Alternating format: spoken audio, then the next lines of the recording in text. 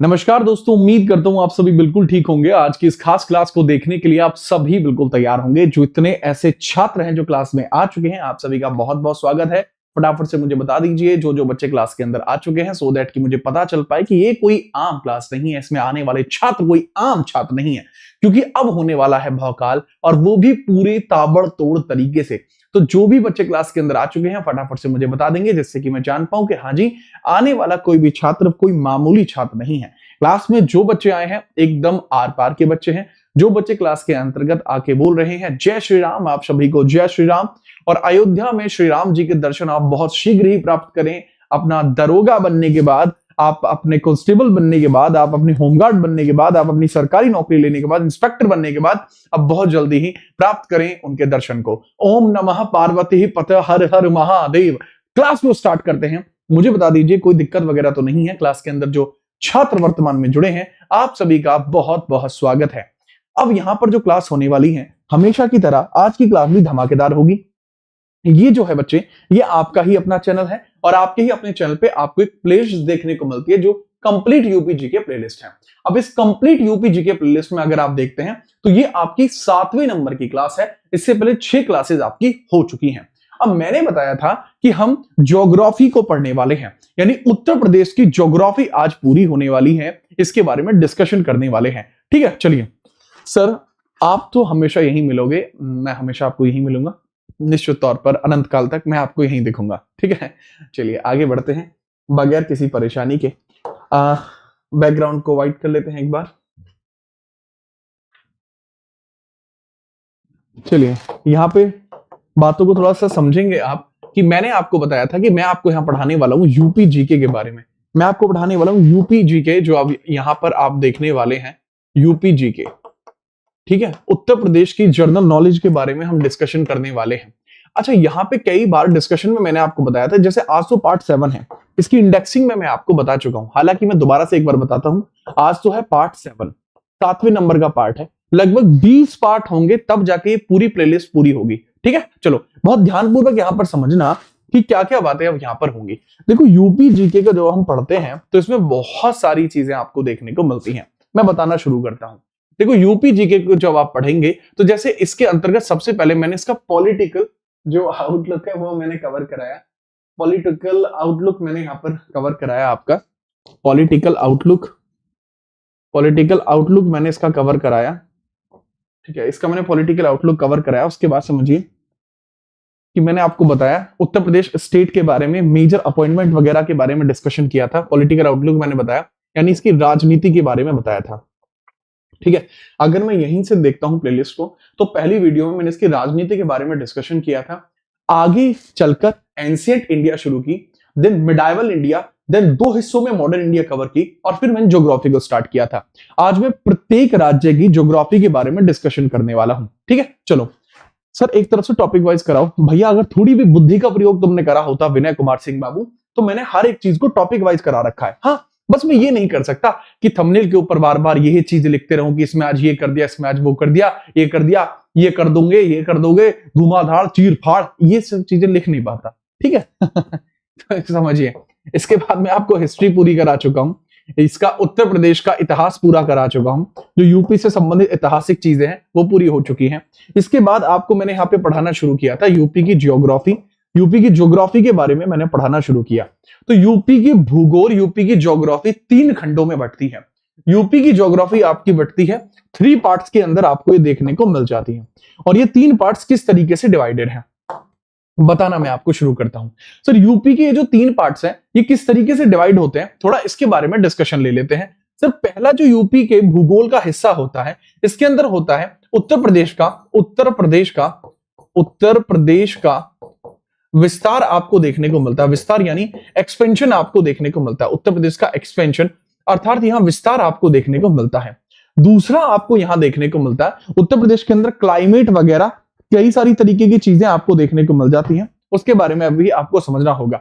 UP का climate आपको देखने को मिलता है, और अन्य प्रकार की चीजें भी आपको देखने को मिलती हैं, जैसे मिट्टी का होता है, या इसके अंदर अन्य विस्तार आपको देखने को मिलते हैं कि यूपी के अंदर जलवायु, मृदा, ये सब चीजें कैसी देखने को मिलती हैं। और इसके बाद थर्ड पोर्शन आपको देखने को मिलता है जिसको कहा जाता है उत्तर प्रदेश का राज्यवार अध्ययन। राज्यवार अध्ययन, जो मुझे नहीं लगता कि मेरे अलावा कोई और आपको पढ़ा रहा है। ये हमारा ट्रेडमार्क है, ये हमारा ट्रेडमार्क है कि हमारे जैसा ये कोई नहीं पढ़ाता।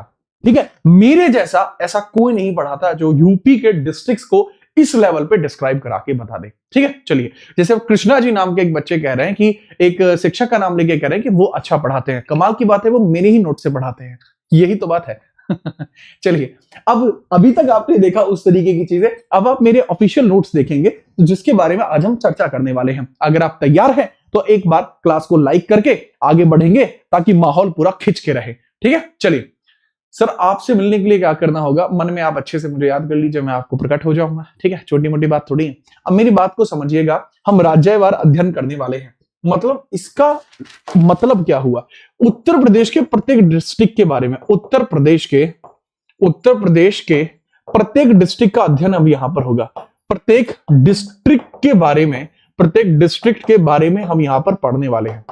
प्रत्येक डिस्ट्रिक्ट के बारे में अब हम यहां पर पढ़ने वाले हैं। We are going to discuss about each and every district of Uttar Pradesh. तो अभी फटाफट मुझे ये बता दीजिए कितने बच्चे क्लास में किस किस डिस्ट्रिक्ट से जुड़े, अगर यूपी से हैं तो। आपका डिस्ट्रिक्ट कौन सा है, आपका डिस्ट्रिक्ट कौन सा है, आपका डिस्ट्रिक्ट क्या है। हर एक डिस्ट्रिक्ट के बारे में पूरी जानकारी अब मैं यहां पर देने वाला हूं। ठीक है, पूरी जानकारी हर एक डिस्ट्रिक्ट के बारे में मैं दूंगा। ठीक है, अब इससे क्या होगा कि भाई जितने भी बच्चे हैं क्लास के अंतर्गत बैठे हुए हैं, बहुत ध्यानपूर्वक समझिएगा और चीजों को बहुत अच्छे तरीके से समझना। ठीक है, चलो देखो, चीजों को मैं बहुत डेप्थ में जाके बताऊंगा, जिससे कि क्या होगा, आपकी अंडरस्टैंडिंग भी अच्छी क्रिएट होगी और चीजों को भी अच्छा समझ पाओगे। आप अपना डिस्ट्रिक्ट मुझे बताइए, और जो बच्चा किसी का ऐसा डिस्ट्रिक्ट है जो सोचे और जी हमारा नहीं पढ़ा है, सारे डिस्ट्रिक्ट बताऊंगा 75 के 75। ठीक है, आपका डिस्ट्रिक्ट क्या है मुझे बताओ। उत्तर प्रदेश में 75 डिस्ट्रिक्ट आपको देखने को मिलते हैं। हर एक डिस्ट्रिक्ट की अपनी एक खूबी है जिसके बारे में हम बात करने वाले हैं। अगर आप तैयार हैं तो बताइए। तो क्लास के अंदर आ चुके हैं बच्चे। अब आप मेरी एक छोटी सी हेल्प इसमें करेंगे डिस्ट्रिक्ट के क्लासिफिकेशन में, कि जब आपका डिस्ट्रिक्ट आए तो आप अपने डिस्ट्रिक्ट का आरटीओ कोड मुझे बताना। जैसे कुछ बच्चे झारखंड से हैं, बहुत बढ़िया। जो यूपी से है उनके बारे में बताइए। सर बरेली झुमका सिटी, हाँ झुमका आज खो गया था, हाँ ठीक है।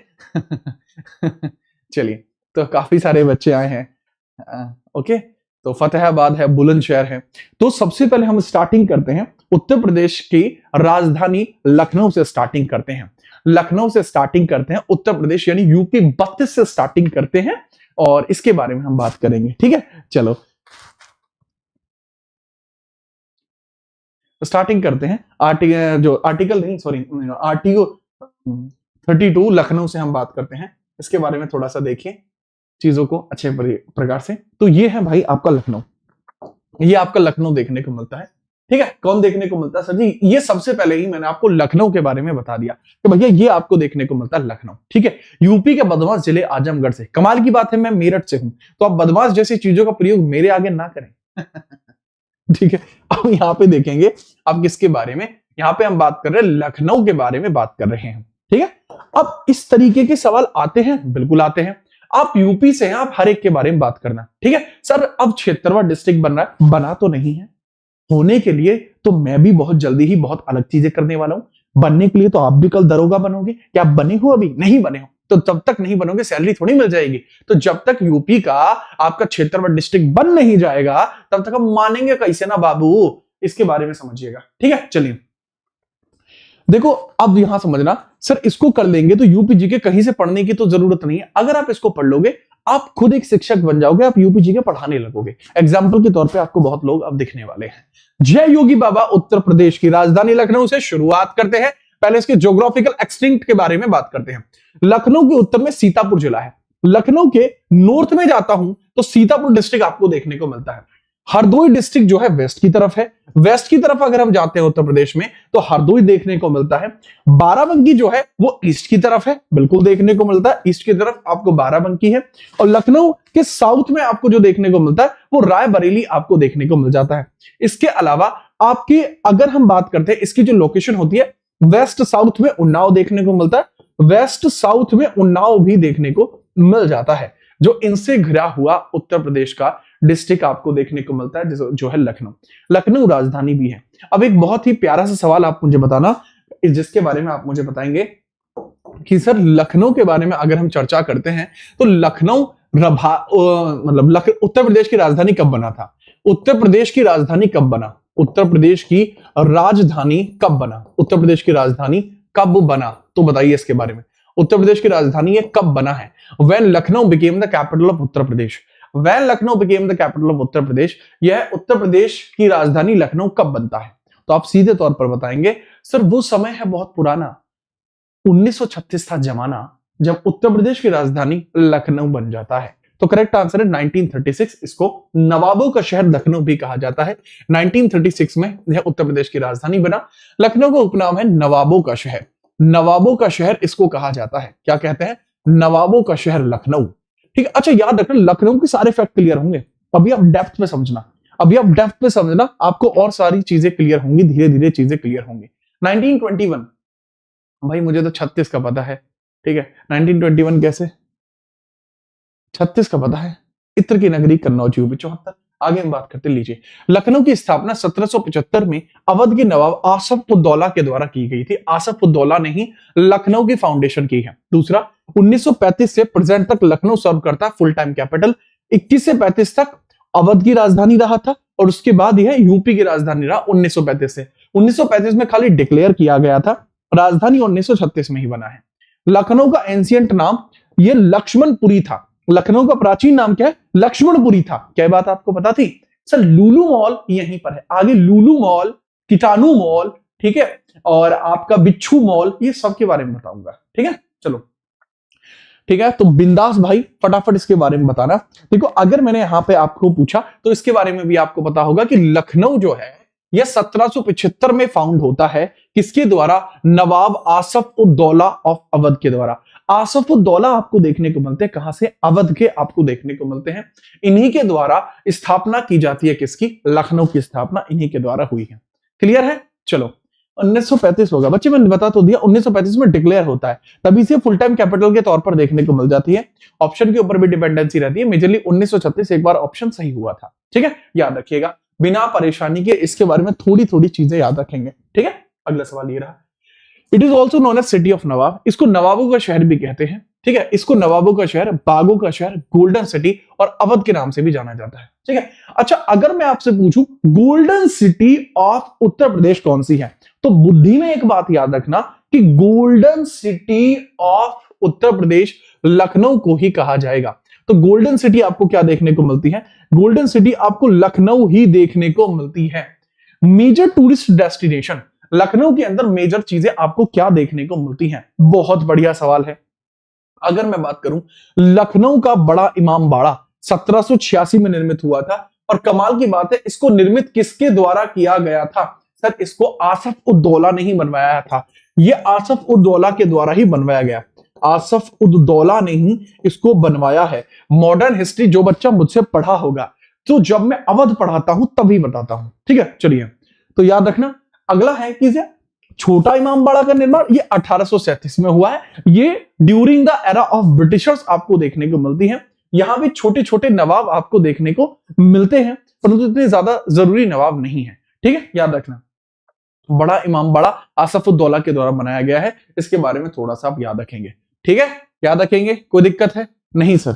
ठीक है, चलिए ओके, चलिए नेक्स्ट है, ये रहा रूमी दरवाजा। लखनऊ का प्रसिद्ध ऐतिहासिक संरचनाओं में से एक है। छतर मस्जिद, यह भी ऐतिहासिक हिस्टोरिकल बिल्डिंग्स में से एक है। महाराजा बिजली पासी का किला लखनऊ में प्रसिद्ध ऐतिहासिक स्थल है। काकोरी, दिलकुशा कोठी, हुलास खेड़ा लखनऊ के अन्य महत्वपूर्ण पर्यटन स्थल आपको देखने को मिल जाते हैं। अगर मैं आपसे पूछूं, सर ये सब पूछेगा, अगर पूछता ना तो मैं यहां रुकता क्यों बे? क्या बे? देखो अगर हम बात करते रूमी दरवाजा जो आपको देखने को मिलता है, ये लखनऊ की प्रसिद्ध ऐतिहासिक संरचना का हिस्सा है रूमी दरवाजा। तो रूमी दरवाजा के बारे में याद रखना, लखनऊ का फेमस हिस्टोरिकल स्ट्रक्चर आपको देखने को मिलेगा रूमी दरवाजा। ठीक है, एक सवाल आपसे पूछा जा सकता है कि रूमी दरवाजा किसके द्वारा बनवाया गया था, तो ये जरूर बताना, हु बिल्ट रूमी दरवाजा। आगे मैं इसके रिलेटेड सवाल पूछूंगा, हु बिल्ट रूमी दरवाजा, कि रूमी दरवाजा किसके द्वारा बनवाया गया था? रूमी वाजा किसके द्वारा बनवाया गया था, ये आपसे पूछा गया है तो कृपया करके बताना। ठीक है, चलो। अच्छा, महाराजा बिजली पासी आपको देखने को मिलते हैं। इनकी हिस्टोरिकल साइट कहां देखने को मिलती है? लखनऊ में। जब इंडिया के ऊपर टर्किश अटैक हुआ था तो लखनऊ को बचाने का जो काम है वो बिजली पासी जी आपको देखने को मिलेंगे। पासी डायनेस्टी आपको देखने को मिलती है। अच्छा, पासी डायनेस्टी में एक विवाद होता है, क्या पासी राजपूत है? जैसे आपको देखने को मिलते हैं महाराजा सुहेल देव। तो बहुत सारे लोगों का यह मानना है कि सुहेल देव जी पासी थे। सुहेल देव जी के द्वारा बैटल ऑफ बहराइच लड़ा जाता है। ठीक है, बैटल ऑफ बहराइच लड़ा जाता है, उसका बारे में आप याद रखना। ये आसफ के द्वारा ही बनवाया गया था। परफेक्ट है ये नवाबा आसफ आपको देखने को मिल जाएंगे जिनके द्वारा ये बनाया गया था। ठीक है, क्लियर है? चलिए, नवाब आसफ उद्दौला 1784, बहुत बढ़िया। रुम्मी के बारे में याद रखना, ये आसफ उद्दौला के द्वारा ही था। आसफ उद्दौला के द्वारा बनवाया गया था। और ये कब बनवाया गया था? 1784। जोरदार। काकोरी का ट्रेन एक्शन आपको याद होगा। काकोरी ट्रेन एक्शन आपको देखने को मिलता है जो कि 1925 में आपका हुआ था, जिसके अंदर आप ये समझा आचार्य द्वारा हिंदुस्तान रिपब्लिक एसोसिएशन द्वारा यहां पर हिंदुस्तान रिपब्लिक एसोसिएशन के द्वारा ट्रेन लूट यहां पर किया गया था। ट्रेन की लूट यहां पर की गई थी। 8,000 रुपए लूटे गए थे, जिसके अंतर्गत राम प्रसाद बिस्मिल, राजेंद्र लाहाड़ी, अशफाकुल्ला खान, रोशन सिंह, इन सब के बारे में आप याद रखना कि भाई इन सब को फांसी दी गई थी अलग अलग जगह पर। ठीक है, ये भी मैं पढ़ा चुका हूं पहले यूपी जीके में कि किसको कहां फांसी दी गई थी। भाई मैं सच बता रहा हूं, यूपी जीके का ये प्रीमियम कंटेंट आपने कहीं नहीं देखा। अगला सवाल, इंस्टीट्यूशन आर्ट एंड कल्चर से संबंधित कुछ इंस्टीट्यूशन है जो आपको लखनऊ में देखने को मिलते हैं। जैसे राज्य की ललित कला एकेडमी की स्थापना 1962 में होती है। उत्तर प्रदेश की संगीत नाटक एकेडमी 1963 में स्थापित होती है। भारतीय नाट्य एकेडमी की स्थापना 1975 में होती है। ये तीनों ही पूछा जा सकता है। सवाल कैसे बनेगा? लखनऊ में स्थापित ललित कला एकेडमी किस वर्ष स्थापित होती है? 1962 में। आप इन तीनों को आप याद रखना, क्रम में याद रखना कि ललित जो है, ठीक है, ललित आपको याद आया, ललित के बारे में याद आया, ललित, तो ललित आपको देखने को मिलता 62। ठीक है, दूसरा संगीत नाटक एकेडमी 63। तीसरा आपका इंडिया एकेडमी ऑफ ड्रामा आपको देखने को मिलता भारतीय नाट्य एकेडमी 1975। भारतीय नाट्य एकेडमी 1975 में आपको देखने को मिलती है। अगला सवाल है कारागार। अब जेल भी देख लेते हैं। अच्छा, चाहे तो आप इसके स्क्रीनशॉट भी ले सकते हैं, स्क्रीनशॉट भी आप इसका ले सकते हैं, जिसकी वजह से आपको कोई इश्यू भी नहीं आएगा। स्क्रीनशॉट भी ले लीजिए सो दैट कि आप चीजों को जान भी पाए। ठीक है, आगे हम देख रहे हैं नेक्स्ट पॉइंटर्स के बारे में चर्चा कर रहे हैं। ये लीजिए, जिसमें मैंने बताया कि आपको कारागार कौन कौन सी देखने को मिलती हैं। सबसे पहले लखनऊ में आदर्श कारागार की स्थापना होती है। मॉडल जेल की स्थापना लखनऊ में होती है जो 1949 में बनी थी। यूपी के अंदर सर्वाधिक प्रसिद्ध मॉडल जेल अगर कोई है तो वो लखनऊ में ही है। यूपी के अंदर अगर सर्वाधिक प्रसिद्ध मॉडल जेल है कहीं पर तो वो यूपी में ही आपको देखने को मिलता है। ठीक है, चलिए नेक्स्ट है नारी बंदी निकेतन की स्थापना 1867 में यूपी के अंदर ही है। संपूर्णानंद कारागार प्रशिक्षण संस्थान 1940 में स्थापना हुई थी, यूपी लखनऊ के अंदर ही है। नेक्स्ट है जेल डिपो अमीनाबाद लखनऊ का एक प्रमुख कारागार संबंधी केंद्र है। जैसे हमारे यहाँ अगर आपको मैं बताऊं कि अगर आप बुलंदशहर मेरठ से बिलोंग करते हैं तो यहाँ कहा जाता है कि कहां से, आगरा भेजें तुझे, क्योंकि आगरा में पागल खाना है। तो ऐसे ही क्या होता है, लखनऊ के आसपास जब किसी की लड़ाई वगैरह होती है तो उनका बड़ा सिंपल रहता है, बेटा अमीनगर भेजूं क्या, क्या रे अमीनगर भेजूं। ठीक है, चलिए, तो इसके बारे में भी बहुत बार पूछ लिया जाता है। नेक्स्ट है एग्रीकल्चर एंड कॉमर्शियल सेंटर। कुछ कृषि और व्यापारिक केंद्र भी आपको लखनऊ में देखने को मिलते हैं। जैसे उत्तर प्रदेश बीज विकास निगम की स्थापना 2002 में होती है, जो आपको लखनऊ में देखने को मिलता है। Uttar Pradesh seed development corporation. अगर मैं एक बड़ी कॉमन सी बात बताऊं कि उत्तर प्रदेश जो बीज होता है वो कहां से निकलता है, सर बीज प्लांट के, पौधे के, फल के बीच में होता है। ऐसी कैपिटल होती है, तो उत्तर प्रदेश की जो कैपिटल है वो बिल्कुल इसको बीचों बीच है, उसी में से निकलेगा बीज। तो बीज अनुसंधान संस्थान आपको जो देखने को मिलता है, उत्तर प्रदेश बीज विकास निगम की स्थापना 2002 में होती है, लखनऊ में है। State food processing technology institute 1949 में है। राजकीय खाद्य प्रसंस्करण प्रौद्योगिकी संस्थान की स्थापना 1949 में होती है। लाल बहादुर शास्त्री गन्ना किसान संस्थान की स्थापना 1975 में होती है। इसके बारे में थोड़ा सा याद रखना। एक गन्ने के ऊपर डेवलपमेंट किया जाता है, वो यहीं से होता है।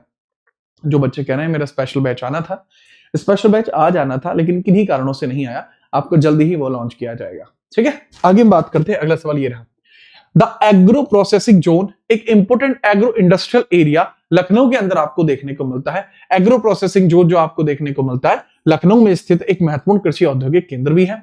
उत्तर प्रदेश नियंत्रित निगम लिमिटेड जो आपको देखने को मिलता है, उत्तर प्रदेश का कंट्रोल कॉर्पोरेशन लिमिटेड 1966 में आपको देखने को मिला था। ठीक है, चलिए अगला सवाल है, सेंट्रल इंस्टीट्यूट ऑर्गेनाइजेशन। कुछ ऐसे भी ऑर्गेनाइजेशन हैं जो लखनऊ में है, बार बार टाइम पे इनके बारे में पूछा जाता है। उदाहरण के लिए लखनऊ में central drug research institute CDRI देखने को मिलता है। सेंट्रल ड्रग रिसर्च इंस्टीट्यूट जिसको कहा जाता है केंद्रीय औषधि अनुसंधान संस्थान, केंद्रीय औषधि अनुसंधान संस्थान आपको देखने को मिलता है। उसके बारे में चर्चा की जाती है। CDRI की कहां पे है सर, यह आपका लखनऊ में है। इसके अलावा Indian institute of management IIM Lucknow आपका फेमस है। केंद्रीय उपपोषणीय बागवानी संस्थान, आपसे पूछा जाता है द सेंट्रल इंस्टीट्यूट ऑफ सब ट्रॉपिकल हॉर्टिकल्चर लोकेट कहां करता है, लखनऊ में लोकेट करता है। अगर मैं आपसे पूछूं स्वर्ण क्रांति किस चीज से रिलेट करती है, स्वर्ण क्रांति किस चीज से रिलेट करती है बताइए। ठीक है, गोल्डन रेवोल्यूशन किस चीज से रिलेट करता है सर, गोल्डन रेवोल्यूशन आपका बागवानी से रिलेट करता है और साथ ही शहद से भी यह रिलेट करता है, शहद से भी ये रिलेट करता है, तो इसके बारे में थोड़ा सा आप याद रखेंगे। अगला सवाल है, भारतीय गन्ना अनुसंधान संस्थान जो आपका national centre for sugar cane research Lucknow में है। सुदूर संवेदन उपयोग केंद्र रिमोट सेंसिंग एप्लीकेशन सेंटर, जो रिमोट सेंसिंग एप्लीकेशन सेंटर है तो वो अगर हम बात करें, ठीक है चलिए, वो आपको कहां देखने को मिलता है, लखनऊ में देखने को मिलता है। Institute of animal biology medicine पशु जैविक औषधि संस्थान लखनऊ में है। सेंट्रल इंस्टीट्यूट फॉर सब ट्रॉपिकल हॉर्टिकल्चर, सब ट्रॉपिकल हॉर्टिकल्चर का जो नेशनल इंस्टीट्यूट है वो भी लखनऊ में है। अब कुछ बुद्धिजीवी आएंगे या हो सकता है कि आप समझदार भी हो, सर ये टिक करने का क्या मतलब है, ये टिक करके तो हम भी पढ़ सकते थे। बच्चे मेरी बात को बहुत ध्यान से समझना, मेरा काम केवल इसको टिक करना नहीं है, ना मैं इस प्रकार का शिक्षक हूं।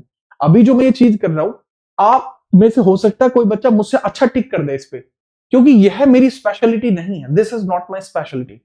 मेरी स्पेशलिटी है किसी टॉपिक को उठाकर उसको एकदम अलग तरीके से उधेड़ के फेंक देना, ये मेरी स्पेशलिटी है। अगर मैं चाहता तो यहां सीधे तौर पर लखनऊ लिख के भी सारे फैक्ट लिख सकता था। मैं चाहता तो इनको अपने लेवल के ऊपर जो ग्राफिंग मैं करता हूं मैं वैसे समझा सकता था, परंतु उसमें समय जाता। वो चीजें फाउंडेशन जैसी चीजों में देखने को मिलती हैं। इसी वजह से इस क्लास को बेटर बनाने के लिए मैंने क्वेश्चंस भी डाले हैं जहां मैं इसके बारे में और डिटेलिंग करूंगा। ठीक है, ये मैंने इस वजह से आप लोगों को बताया सो दैट कि जो बच्चे नए या पहली बार इस क्लास को देख रहे हैं उनके दिमाग में बात आए कि आखिरकार मैं किस प्रकार का पढ़ाता हूं। मैं ऐसा शिक्षक कतई नहीं हूं जो टिक लगा के आगे बढ़ूं। ठीक है, चलिए आगे हम बात करते हैं। ये सिर्फ बताने के उद्देश्य से है।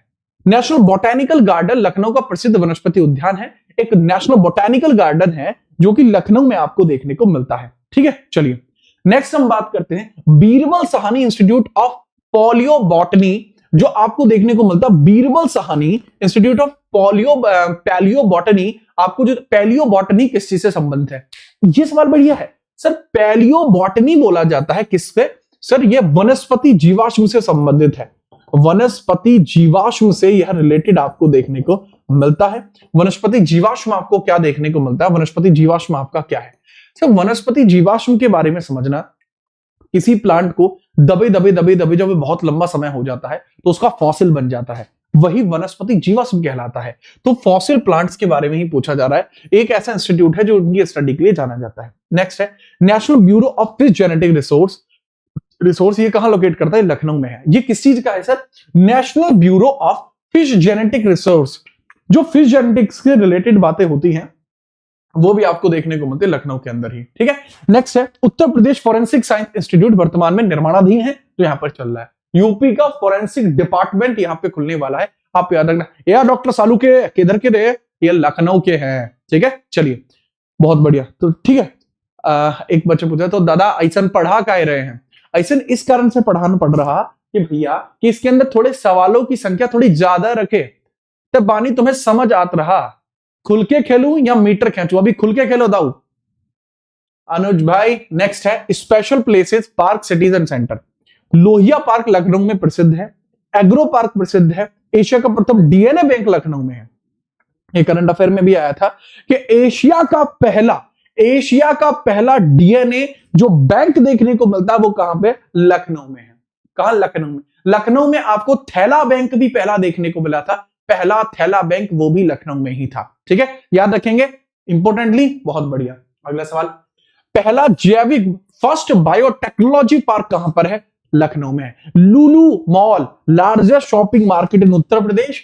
उत्तर प्रदेश का सबसे बड़ा शॉपिंग मार्केट जिसको लुलु मॉल कहा जाता है, तो वो लुलु मॉल आपको कहां देखने को मिलता है, that was also in Lucknow.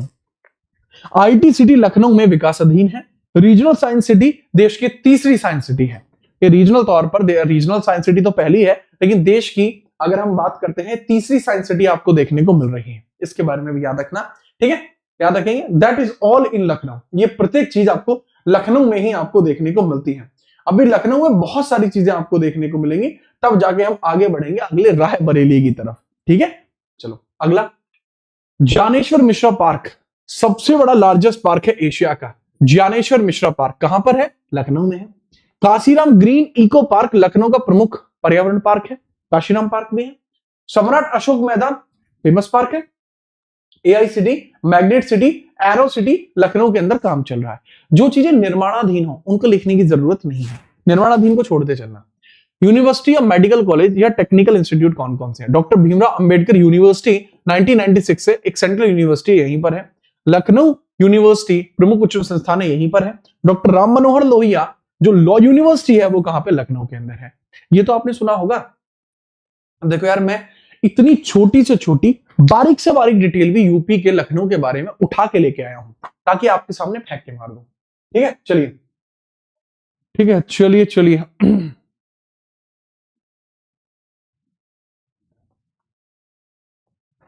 Clear, दिमाग आया। तो राम मनोहर लोहिया राष्ट्रीय विधि विश्वविद्यालय लखनऊ में आपको स्थित देखने को मिलता है।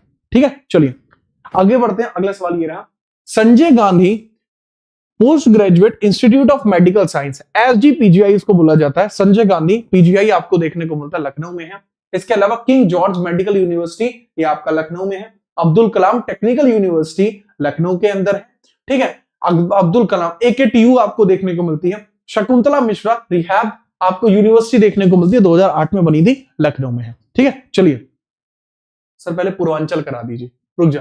ख्वाजा मोइनुद्दीन चिश्ती भाषा विश्वविद्यालय जो आपकी लैंग्वेज यूनिवर्सिटी है जिसका नाम है ख्वाजा मोइनुद्दीन चिश्ती। ख्वाजा मोइनुद्दीन चिश्ती की दरगाह को लेकर आपका 2.5 दिन का झोपड़ा भी बनाया गया था। ख्वाजा मोइनुद्दीन चिश्ती को लेकर आपका एक इनका कह सकते हैं कि इनकी याद में, इन इट्स मेमोरी, इनका जो बोलते हैं, जो कब्र होती है, मजार बोलती है, इनका मकबरा बोला जाता है। तो इनका जो मकबरा है वो बेसिकली 1199 में बनाया गया था, जो कि अजमेर में बनाया गया था। अजमेर में बनाया गया था। आप मुझे ये बता दो किसने बनवाया था। ठीक है, करेक्ट आंसर आपका होगा कुतुबुद्दीन ऐबक के द्वारा इसको बनवाया गया था। किसके द्वारा, कुतुबुद्दीन ऐबक के द्वारा बनवाया गया था। ठीक है, चलिए दूसरा, राम मनोहर लोहिया आपको देखने को मिलता है जो आयुर्विज्ञान है। राम मनोहर लोहिया जो मेडिकल साइंसेज है वो भी आपको यहीं देखने को मिलता है। उत्तर प्रदेश पुलिस में फॉरेंसिक साइंस विश्वविद्यालय वो भी यहीं है। अटल बिहारी वाजपेयी मेडिकल यूनिवर्सिटी वो भी यहीं है। लखनऊ ही हो गया जी, आज तो लखनऊ ही लखनऊ है। ठीक है, चलिए आगे हम बात करते हैं स्टेडियम कौन कौन से। केडी सिंह बाबू स्टेडियम यहां पर है। अटल बिहारी वाजपेयी एकाना स्टेडियम है जो मॉडर्न क्रिकेट स्टेडियम आपको देखने को मिलता है। इंडिया के अंदर one of the largest stadium Ekana stadium है। ठीक है, गुजरात के बाद। Guru Gobind Singh sport college major sport training centre भी आपको यहीं पर देखने को मिल जाता है। ठीक है, याद रखेंगे, कोई समस्या नहीं है, मुझे लगता नहीं कोई समस्या होगी। नेक्स्ट है संग्रहालय, कोई म्यूजियम अगर लखनऊ के अंदर है। सर मोतीलाल नेहरू बाल संग्रहालय बच्चों के लिए समर्पित है। डॉक्टर अंबेडकर पर्यावरण म्यूजियम पर्यावरण शिक्षा से संबंधित है, वो यहां पर है। उत्तर प्रदेश का हिंदी संस्थान हिंदी भाषा के विकास के लिए कार्य करता है, वो भी यहीं पर है। ठीक है, याद रखना। नेक्स्ट, उत्तर प्रदेश का संस्कृत संस्थान जो प्रिजर्वेशन है, संस्कृत भाषा को बचाने के लिए। एक सवाल बनता है पेपर में कि संस्कृत भाषा को बचाने के लिए उत्तर प्रदेश के अंदर जो संस्थान निर्मित हुआ था वह कहां पर है, लखनऊ में है जी। कहां है, लखनऊ में। नेक्स्ट है उत्तर प्रदेश का जैन विद्या रिसर्च इंस्टीट्यूट जैन स्टडीज के लिए लखनऊ में है। उत्तर प्रदेश उर्दू पंजाबी सिंधी एकेडमी आपको देखने को मिलती है, लखनऊ में है। कृष्णा कह रहा है कुछ समझ नहीं आ रहा। अरे आपने तो बताया था ना, तो आप तो अच्छी जगह से पढ़े हुए, तो आपने तो बताया था कि कोई आपको अच्छा पढ़ा रहा है, जबकि मैंने बताया था कि मेरे नोट्स हैं। आपको मैं दोनों में डिफरेंस बताऊंगा। क्या रहे चंदर? आगे हम बात करते हैं वाइल्ड लाइफ कंजर्वेशन प्रोग्राम, वन्यजीव संरक्षण कार्यक्रम, नवाब वाजिद अली शाह प्राणी उद्यान। ये इंपोर्टेंट है, ये थोड़ा याद रखते हैं, दिस इज इंपोर्टेंट, पेपर में आ सकता है, दिस इज इंपोर्टेंट, ये सवाल बनते हैं क्योंकि चर्चाओं में था इस बार, करंट अफेयर में बहुत ज्यादा। ठीक है, चलो नेक्स्ट हम बात करते हैं नवाब वाजिद अली शाह प्राणी उद्यान लखनऊ का प्रमुख चिड़ियाघर है। घड़ियाल पुनर्वास केंद्र, द घड़ियाल रिहैब सेंटर कुकराइल रिलेट करता है वाइल्ड लाइफ कंजर्वेशन से, लखनऊ में है। पहली नाइट सफारी पार्क कुकरैल वर्तमान में निर्माणाधीन है, जिसपे काम चल रहा है। पहला नाइट सफारी पार्क आपको यहां देखने को मिलता है, जो आपको यहां देखने को मिल रहा है। ठीक है, चलो याद रखेंगे। चलो इसके बारे में थोड़ा सा आप याद रखेंगे। तो ये था लखनऊ के बारे में। अब मैं आपको एक चीज बताता हूं, ये जो स्लाइड अभी हमारी यूज हुई है, ये मेरे पीएससी बैच की है। हंस गए? ये पीसीएस में पढ़ाया जाता है। बुद्धि में आई थोड़ी सी? अब मैं थोड़ा सा तुम्हारा लेवल नीचे लेके आता हूं। ठीक है, अब मैं आपका थोड़ा सा लेवल नीचे लेके आता हूं। अब आते हैं हम यूपीएसआई के लेवल पे। ठीक है, थोड़ा सा आप समझे कि दोनों में डिफरेंस क्या होता है, जमीन आसमान में डिफरेंस क्या होता है। अगर आप में से कोई ये पढ़ना चाहता है, ये भी पढ़ा दूंगा, मुझे कोई इशू नहीं है। आप कह देना सर काइंडली इसको डिस्ट्रिक्ट वाइज आप बता दीजिए, पूरा फुल क्लास बता देना, मैं फुल ले आऊंगा। अब हम यूपीएसआई के लेवल पे आते हैं। यूपीएसआई के सारे प्रीवियस ईयर क्वेश्चंस को समेट के धप्पा करके एक जगह डाल के आपको घोल बना के उसको पिलाता हूं। आगे बढ़े, चलिए। हर हर महादेव। ये लीजिए, हम रायबरेली के बारे में बात करते हैं। कहां से है रायबरेली के बच्चे? अगर है तो फटाफट बताइए। इसकी अगर बात करते हैं, सामान्य परिचय देखते हैं। नदी स्थित है, महाकाव्यकालीन नदी सही पर स्थित है, जो आपकी एक एपिक एरा में जो महाकाव्यकालीन नदी थी सही है, उसी पर यह बनता है रायबरेली। ठीक है, याद रखना। इसका उपनाम है डलमऊ नगर, को छोटा काशी कहा जाता है। रायबरेली के अंदर एक डलमऊ टाउन है, जिसको क्या कहा जाता है? डलमऊ टाउन को सर छोटा काशी कहा जाता है। तीसरा है ऐतिहासिक महत्व, इसका क्या है सर? ऋषि दालभ्य की तपस्थली आपको यही देखने को मिलती है, पेनेंस साइट ऑफ ऋषि दालभ्य। ये सवाल भी आ चुका है यूपीएसआई के अंदर कि ऋषि दालभ्य की जो पेनेंस साइट है वो कौन सी है? तो ऋषि दालभ्य की पेनेंस साइट की बात करें तो वो रायबरेली है। ठीक है, चलिए याद रखेंगे, बहुत बढ़िया। ठीक है, शुभम कह रहे से बोलते जाते हैं बेटा, मैं उसी चीज के पैसे लेता हूं और आप उसी वजह से यहां खड़े हो, क्योंकि मैं बोलता जाता हूं। नेक्स्ट हम बात करते हैं प्रमुख टूरिस्ट पैलेस। शहीद स्मारक मुंशीगंज यहां पर है, महेश विलास पैलेस शिवगढ़ यहां पर है, भारत माता मंदिर आपको यहां पर देखने को मिलता है, और डलमऊ जो मैंने बताया था जिसको छोटा काशी कहते हैं, वो भी यहां पर है।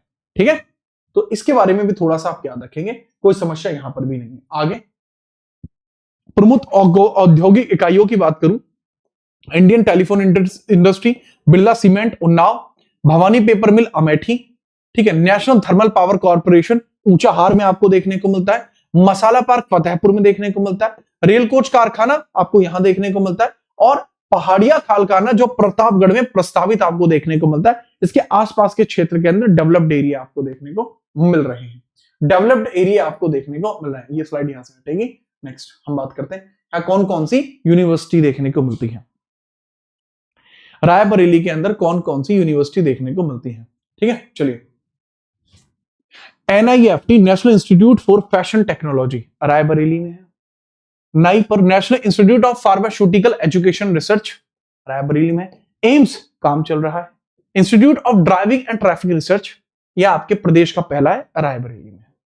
समसपुर पक्षी विहार सालौन के निकट है। रामसर अर्धभूमि स्थल आपके यहां पर आपको देखने को मिलती है, जो समसपुर है और रायबरेली के अंदर ही। विशेष फैक्टर सर्वाधिक लवणीय क्षारीय मृदा वाला जनपद आपको देखने को मिलता है। District with the highest saline alkaline soil in UP, सबसे ज्यादा हाईएस्ट है।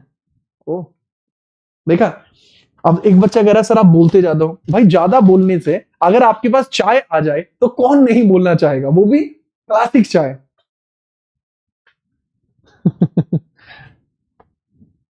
चलिए स्टार्ट करते हैं।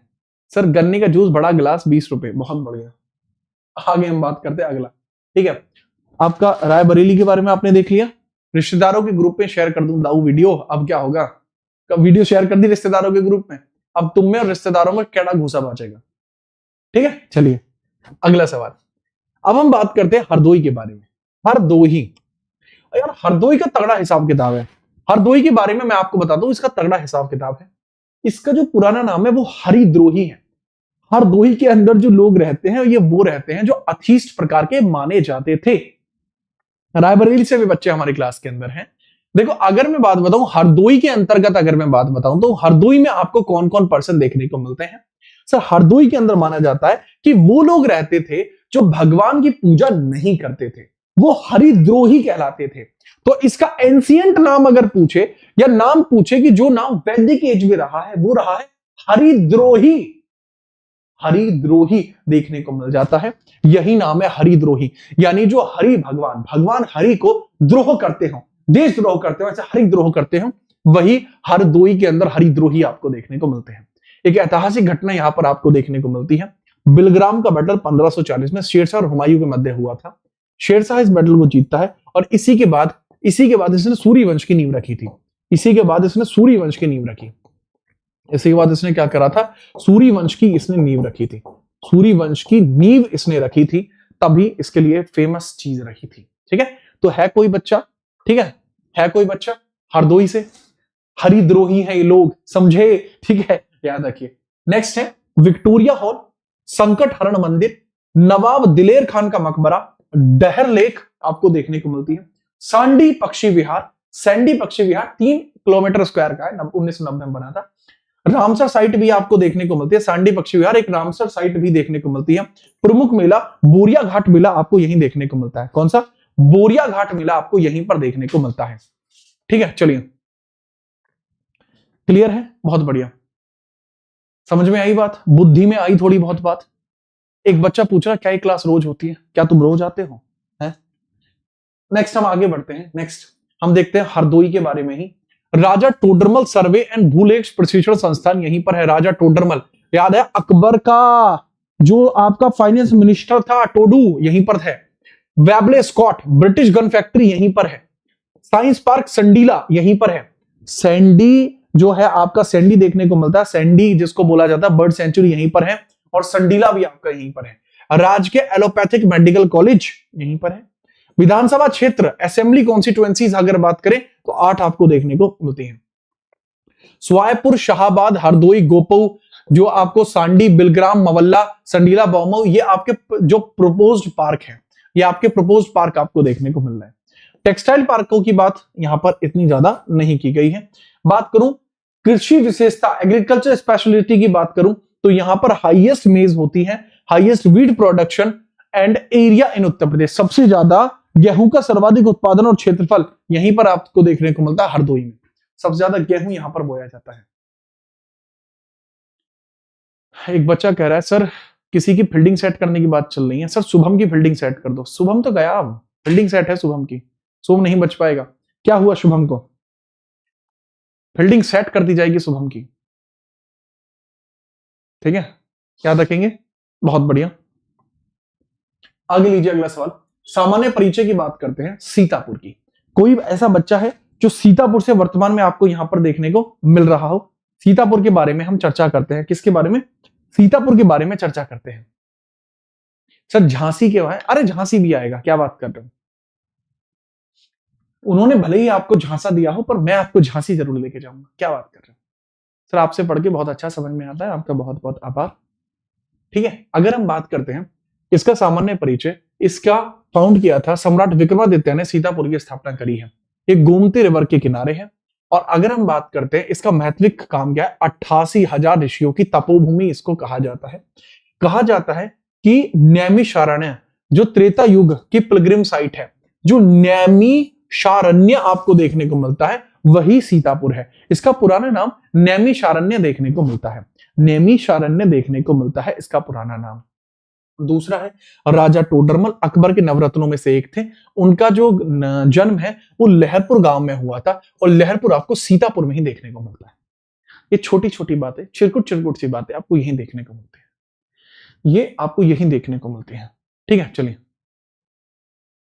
क्लियर बात है, याद रखेंगे, बहुत बढ़िया। क्लास के अंदर अभय तिवारी आ चुके हैं और कह रहे हैं कि उनको फुर्सत नहीं मिलती कि पलट कर देखें। हम ही दीवाने हैं, दीवाने हुए रहते हैं। ऐसा अभय तिवारी का कहना है। मान जा भाई अभय, क्यों लड़ाई करवा रहा है। आगे हम बात करते हैं सीतापुर के अंदर प्रमुख मंदिरों के बारे में। प्रमुख मंदिरों के बारे में जैसे ललिता देवी मंदिर, चक्र तीर्थ, ब्यास गद्दी, सूत गद्दी, पंचप्रयाग, पांडव किला, सीता कुंड, दधीची कुंड, चक्र कुंड, दार्शनिक कुंड। नदी के संगम की बात करें तो बासरा और शारदा नदी का सरयू नदी से संगम होता है। देखो, जो आपको शारदा और सरयू रिवर एट बासरा, तो बासरा एक स्थान आपको देखने को मिलता है। बासरा एक स्थान है, बासरा नदी के अंदर आपकी शारदा और सरयू ये मिल जाती हैं। एक नदी शारदा है, एक नदी सरयू है, मिलती कहां पे, बासरा में मिलती है। ठीक है, चलिए नेक्स्ट हम बात करते हैं जनसंख्या के हिसाब से सर्वाधिक अनुसूची जो है हाईएस्ट एसटी पॉपुलेशन यूपी की कहीं पर है सर, वो सीतापुर में देखने को मिलती है। सीतापुर में आपको देखने को मिलती है। मैक्सिमम एससी पॉपुलेशन कहां पर है, सीतापुर में ही देखने को मिलती है। ठीक बात। अगला सवाल सीतापुर के बारे में, प्लाईवुड का उद्योग सबसे ज्यादा होता है, गुड़ का उद्योग सबसे ज्यादा है, कटशाल दरी उद्योग बहुत ज्यादा है, सूती व ऊनी दरिया प्रसिद्ध है, लहरपुर व खैराबाद दरी उत्पादन के लिए फेमस हो गया है, नैमिषारण्य में परिक्रमा मेला फागुन में लगता है, और ललिता देवी मेला आपको देखने को मिलता है सीता देवी। देखो नाम से ही पता लग रहा है बहुत ज्यादा फीमेल है, बहुत ज्यादा फीमेल आपको देखने को मिल रहा है। ये जो नाम है सीतापुर, तो सीतापुर महिला का नाम है। सेम ऐसे ही ललिता देवी मेला, ललिता जैसे है इसी प्रकार से सीता देवी मेला भी आपको देखने को मिलता है। आगे बढ़े, लीजिए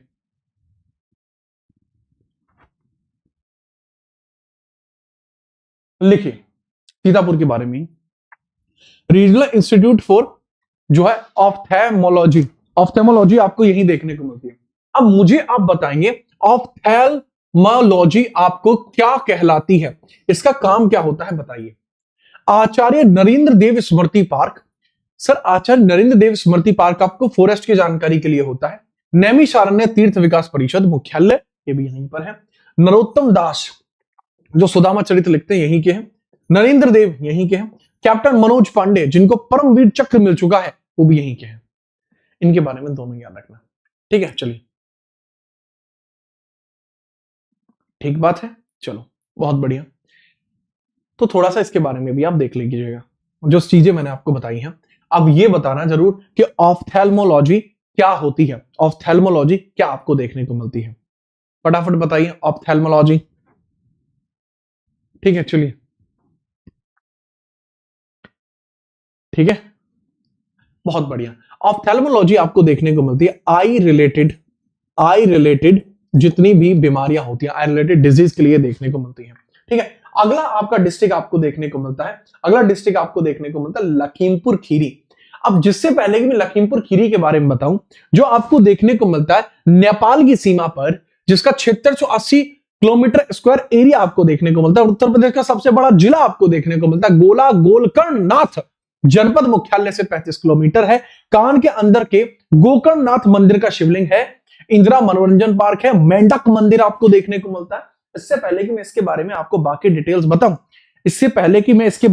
बाकी डिटेल्स बताऊं, वो आप समझना कि पहले क्वेश्चंस पढ़ कर लेते हैं। बहुत सारे बच्चों के दिमाग में आ रही होगा कि सर क्वेश्चंस कैसे करेंगे, ये बताइए क्वेश्चंस कैसे करेंगे। तो ले भैया ओम फो, देखो ये डिस्ट्रिक्ट सारे हैं, सारे कवर किए होंगे, पर मैं क्वेश्चंस करा देता हूं थोड़े से, आपको समझ में आए क्वेश्चन कैसे आएंगे। जैसे रायबरेली जिले में स्थित समसपुर पक्षी विहार किस नदी के निकट है, आपसे इस प्रकार के सवाल आएंगे, आपको इनका आंसर करना है।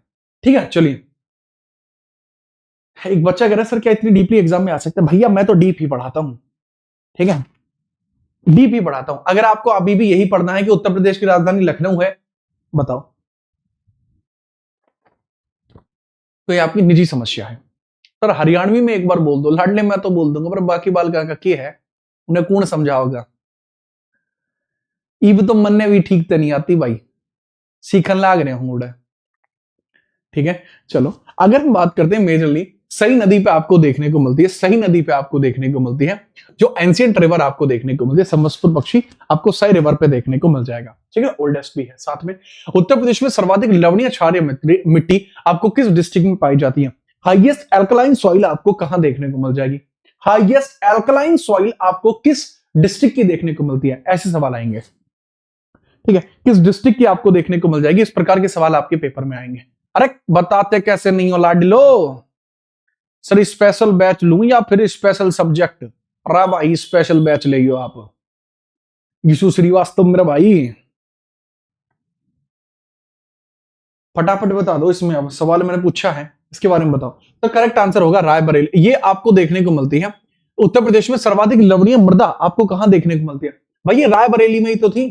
ठीक है, नेक्स्ट है नाइपर इंस्टीट्यूट ऑफ फार्मास्यूटिकल। आपको नाइपर आपको कहां देखने को मिल जाएगा? नाइपर, नाइपर भी रायबरेली में ही है, याद रखेंगे। बिलग्राम का युद्ध जो आपको हुआ था, द बैटल ऑफ बिलग्राम, आपको कहां देखने को मिलता है? जो हरिद्रोही हैं उन्हीं के यहां पर आपको बैटल ऑफ बिलग्राम देखने को मिलता है। हरिद्रोही जो लोग हैं, हरिद्रोही, हरिद्रोही में आपको देखने को मिलता है। जो करेक्ट आंसर आपका क्या होगा सर? यह है किस किस के बीच में? शेरशाह और हुमायूं के बीच में हुआ था। शेरशाह वॉन द बैटल और इसी के बाद वो सिर्फ शेरशाह नहीं रहा, वो बन जाता है सुल्तान शेरशाह सूरी, आपको देखने को मिलता है। ठीक है, याद रखेंगे।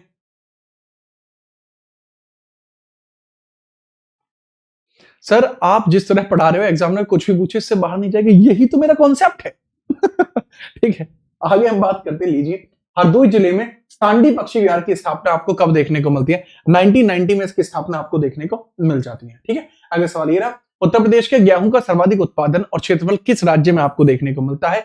इसके बारे में पूछा जा रहा है। आप सीधा बताएंगे हरदोई में आपको देखने को मिलता है मैक्सिमम जो गेहूं का उत्पादन है। नैमिषारण्य किस युग का तीर्थ स्थल माना जाता है? सर यह त्रेता युग में थे तुम, आए द्वापर में भी, पर ये त्रेता युग की बात चल रही है। त्रेता युग में आपको देखने को मिलते हैं नैमिषारण्य। ये किस युग का तीर्थ है? ये यहाँ का तीर्थ है। आगे हम बात करते हैं, ये लीजिए। अकबर के नवरत्नों में से राजा टोडरमल का जो जन्म स्थल है वो कहां पर आपको देखने को मिलता है? सर यह आपको सीतापुर में देखने को मिलता है, सीतापुर में। उत्तर प्रदेश में सर्वाधिक अनुसूचित जाति किस जगह देखने को मिलती है? सीतापुर में देखने को मिलती है जी, सीतापुर में देखने को मिलती है। उत्तर प्रदेश का सबसे बड़ा जनपद कौन सा है? इसके बारे में आप मुझे होमवर्क में बताएंगे, क्योंकि अब समय हो चला है आपकी पॉलिटी की क्लास का। पॉलिटी की क्लास सिर्फ क्लास नहीं होती, भौकाल होता है। तो पॉलिटी की भौकाल में आपका स्वागत करूंगा फटाफट से। इससे आगे के जितने भी जिले बचे हैं आप अपने जिले का नाम लिख देना, ताकि मुझे स्लाइड बनाने में आसानी हो। मैं खुद स्लाइड बनाता हूं इसलिए मुझे आसानी होनी चाहिए, तो वो कमेंट में जरूर बताना। और मुझे स्लाइड बनाने में जो मदद की जाती है वो नरेश भाई नाम के द्वारा की जाती है, इसके बारे में भी आप याद रख सकते हैं। ठीक है, आदत पड़ी हुई है कि बात भी फैक्टों में कर रहा होता हूं मैं। जैसे मैं खाना बनाने के लिए जैसे बोलता हूं तो आप खाना बना लीजिएगा। इसके बारे में आप याद रखिएगा, अगर आपको किसी भी चीज में परेशानी होती है आप वो मत कीजिएगा, क्योंकि आपको परेशानी अगर हुई तो वो परेशानी मुझे होगी। मैं नहीं चाहता कि आपको कोई परेशानी हो। ऑर्डर कर देंगे खाने को तो। इस चीज को आप थोड़ा सा याद रखेंगे। हाँ देखा, अभी मैंने बोला, अब इस चीज को भी याद रखेंगे। तो एक आदत, एक रिदम बन चुकी है। ठीक है, तो इस चीज को आप याद रखेंगे। और अब आपसे जो मुलाकात करेंगे वो हम करेंगे अपनी विजय भव सीरीज के अंदर। विजय भव सीरीज की भौकाली क्लास के अंदर आपने 50,000 बच्चों ने प्यार दिया, आपका बहुत बहुत आभार। और अब जो क्लास आपकी होने वाली है ये आपकी अपकमिंग क्लास है, जो 9 बजे शुरू होनी थी, समय इसका हो चला है। तो सारे के सारे बच्चे पहुंचकर, जो बच्चे 200 बालक हैं, पहले जाके इस पर 200 लाइक कर दो। फिर जब मैं आऊंगा तो वहां पे अजीम शान सहनसा गाना बजवा दूंगा, तुम सीधे क्लास में पहुंचो। लेकिन एक बात बता दूं मैं आपको, मतलब ये बात सीरियस है, इस क्लास में से बाहर कंप्लीट जीके में यहां पे कराऊंगा विजयी भव सीरीज में। एक भी क्वेश्चन बाहर नहीं जाएगा, सिर्फ लिमिटेड और पॉइंट टू पॉइंट यहां पर पढ़ाने वाला हूं। ठीक है, चलिए कल मिलते हैं, नहीं अभी मिलते हैं 2 मिनट के बाद। ठीक है, सीधा